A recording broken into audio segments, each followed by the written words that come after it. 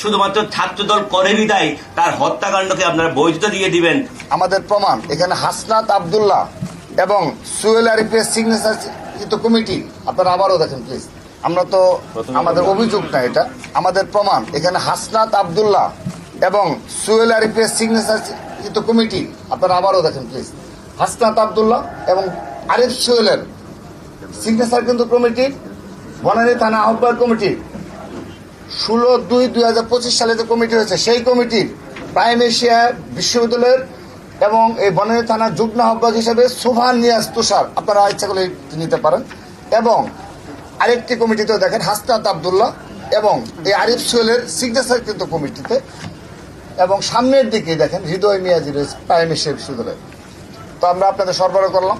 এরপর যদি অস্বীকার করে এটি দ্বারা প্রমাণ হয় যে তারা তাদের যেভাবে শীর্ষ নেতৃত্ব, এখন আজকে হয়তো এনসিপিতে চলে গেছে, তাদের শীর্ষ নেতৃত্বের বিরুদ্ধে অনেক বড় বড় অভিযোগ এসেছে, একটি অভিযোগের কোনো বিচার কিংবা দায় স্বীকার করা তারা স্বীকার করে না। কিন্তু আমাদের ছাত্রদল, আমরা যদি সামান্যতম অপরাধ পাই, আমরা সাথে সাথে তার বিরুদ্ধে ব্যবস্থা নিই এবং তদন্তপূর্বক কঠোর ব্যবস্থা নেই, প্রয়োজন আইনের আশ্রয় নিই।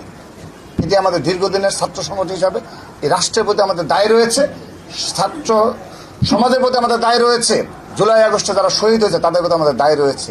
সেই দায় থেকে এবং আগামী বাংলাদেশ বিনির্মাণে ছাত্রদল নতুন দ্বারা ছাত্র রাজনীতি যে রয়েছে, আমাদের প্রতিজ্ঞা রয়েছে, সেজন্য আমরা এই ধরনের কর্মকাণ্ডকে নিরুৎসাহিত করি। কিন্তু তারা বরাবরই অস্বীকার করে এবং তাদের যে শীর্ষ নেতৃত্ব, তারাও আজকের দিন পর্যন্ত একটি স্টেপ নেয়নি। কিন্তু তারা দেখেন তাদের যে মিটিং হয়েছে, সেখানে কিন্তু তাদের নিজ সংগঠনের দ্বারাই কিন্তু প্রশ্নের সম্মুখীন হয়েছে এবং তারা কিভাবে অবৈধভাবে অর্থ উপার্জন করেছে এবং কিভাবে স্বাবলম্বী হয়েছে এবং কিভাবে আজকে এই বড় বড় অফিসে তারা বসছে, কিভাবে গাড়ি ব্যবহার করছে, এগুলো তারা নিজ সংগঠনের ভিতর থেকে প্রশ্নের সম্মুখীন হচ্ছে।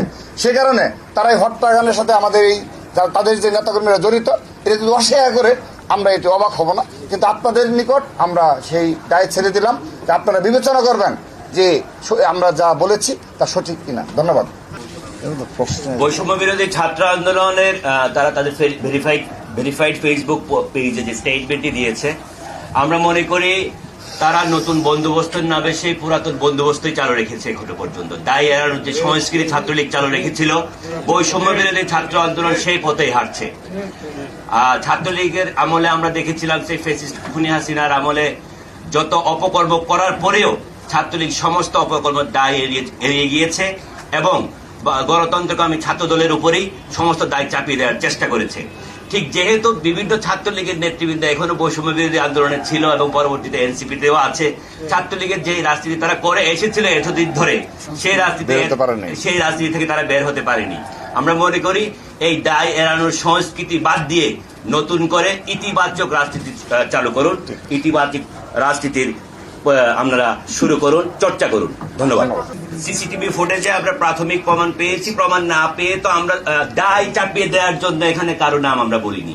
আমরা আহ্বান করব বৈষম্য বিরোধী ছাত্র আন্দোলনকে, আপনারাও আসুন, সহযোগিতা করুন, যেন একজন ছাত্র যে গণতান্ত্রিক আন্দোলনে ছিল, বিগত জুলাই আগস্ট গণ অভ্যুত্থানে সক্রিয় ভূমিকা ছিল, এই ধরনের একজন ছাত্র শুধুমাত্র ছাত্রদল করে বিদায় তার হত্যাকাণ্ডকে আপনারা বৈধতা দিয়ে দিবেন, আমরা ওই হত্যাকাণ্ড আপনারা করেননি বলে এটা এড়িয়ে যাবেন, সেই এড়িয়ে না গিয়ে আপনারাও আসুন, এই হত্যাকাণ্ড যারা ঘটিয়েছে তাদের বিচারের দাবি তুলুন। ধন্যবাদ।